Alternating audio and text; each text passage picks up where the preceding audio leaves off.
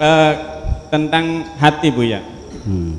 Bahwa saya itu menerima pemahaman Islam dari Buya itu adalah Islam yang damai, Islam yang layaknya seorang wanita yang lemah gemulai, cantik gitu Buya. Cantik jelita. Cantik jelita, lemah gemulai. Sehingga Islam itu sangat indah. Tetapi Buya, kontraindikasinya, ini kontraindikasi, saya itu penyakit hati nih Buya. Saya kebetulan mukim di Jakarta juga. Di sana itu banyak sekali penceramah-penceramah, habaib-habaib yang saat ceramah itu sambil memaki-maki.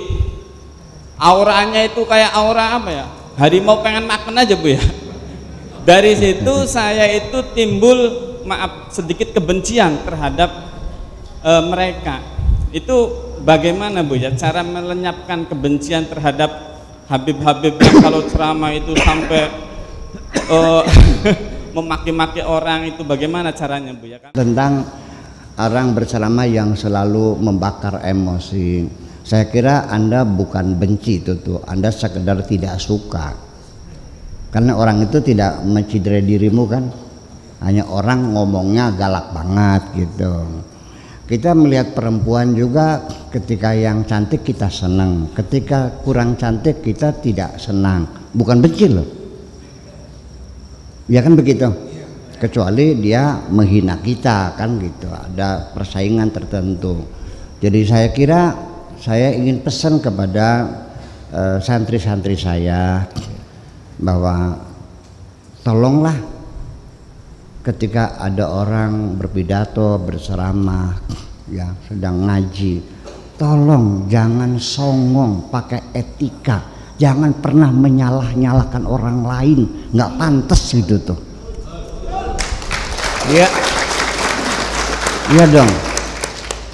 Kalau Anda berbeda pendapat, Anda katakan pendapat saya seperti ini dengan tanpa menyalahkan pendapat orang lain. Ya, jadi jangan dulu berkomentar, tolong diklarifikasikan dulu, datang baik-baik. Punten Pak, saya sendiri itu dulu mendapat informasi bahwa Profesor Ibrahim Hussein, ketua IIKI di Jakarta, ya sebagai ketua MUI di sana dulu pada zaman 90-an, itu menghalalkan SDSB.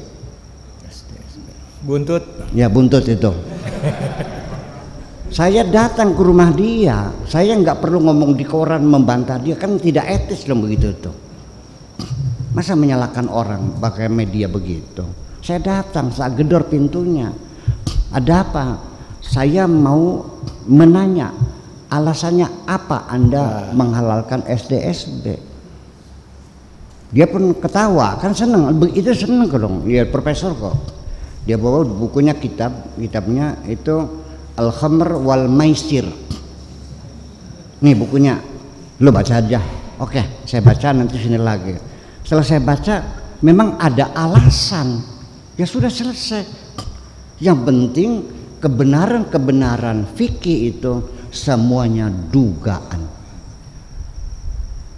Betul nggak? Betul. Jadi kalau saya tanya yang benar mana? Mencuri saja itu dalam fikih potong tangan itu kalau 100 dirham. Kata imam yang lain 200 dirham. Yang lain, yang benar mana? Ketika itu ada perbedaan pendapat, berarti itu hasil pikiran mereka, bukan doktrin dari Allah dan Rasulnya. Gimana lagi? Ketika sholat itu berbeda, ada yang baca basmalah, ada yang tidak. Berarti pikiran mereka. Berarti mereka sama-sama tidak tahu. Jangan ngotot dong.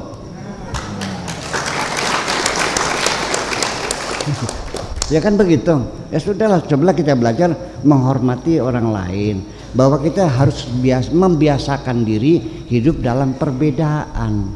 Nah, kalau kita sudah nyaman hidup berbeda, berarti Anda sudah paham maknanya pluralisme. Itu aja. Terima kasih.